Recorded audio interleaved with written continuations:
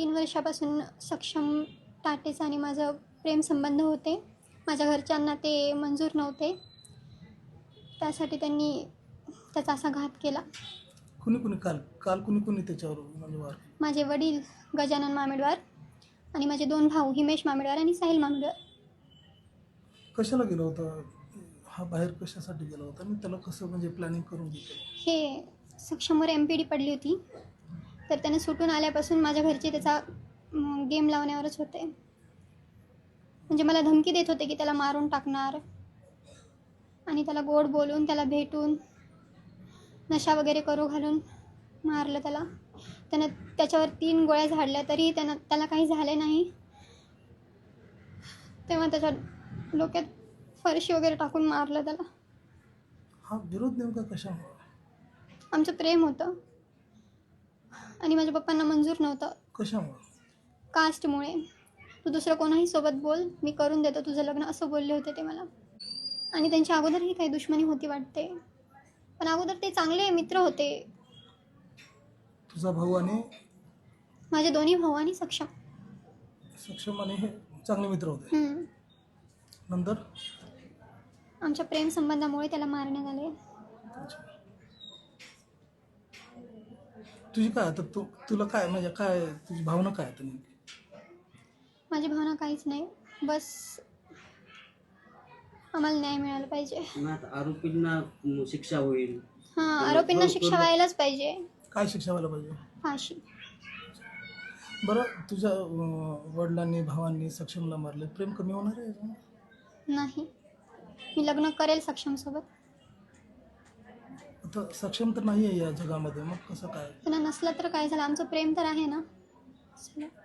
माझ्या घरचे जिंकूनही हारले आणि त्यांना हारूनही जिंकला.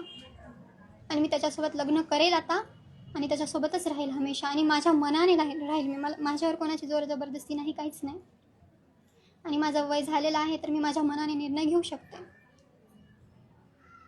मग आता पुढचं भविष्य तुझं इथेच राहायचं का कुठं? इथेच राहायचं आहे आणि सक्षमचीच बनून राहायचं आहे. पण इथले तुला मंजूर करतील काय? करतील. इथल्या घरच्यांचं काय म्हणणं आहे? यांचं म्हणणं आहे तेच, माझ्या मनावर सोडलं यांनी. आणि माझी इच्छा आहे की मी इथे राहावं त्याची बनून. आयुष्यभर तुझं वय तर कमी आहे. काही होत नाही. बोल. मला राहायचं होतं त्याच्यासोबत. काय झालं, त्याच्यासोबत राहायला भेटलं नाही तर पण इथे तर राहील ना त्याच्या घरामध्ये सर्वांसोबत. आता माझ्यामुळे त्याच्या मम्मीपासून तो दूर झाला.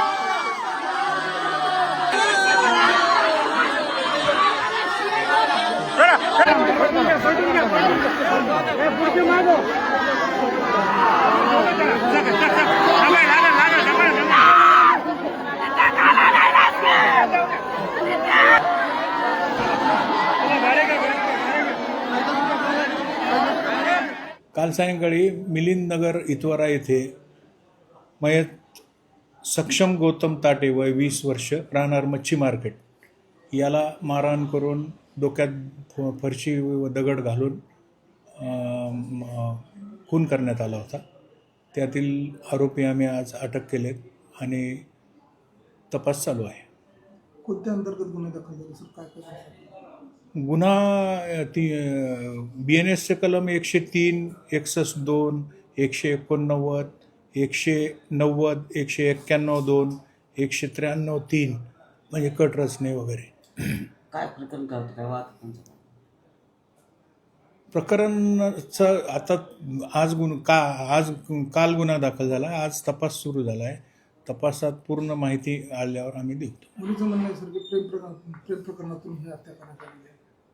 हो, असू शकतं, पण आता आमच्या तपासातून पूर्ण PCR मध्ये वगैरे तपास पूर्ण होईल, त्यावेळेस सांगता येईल. अट्रॉसिटी अंतर्गत ॲट्रॉसिटी आहे, 325 आर्म ॲक्ट आहे, सगळं लागलेलं आहे.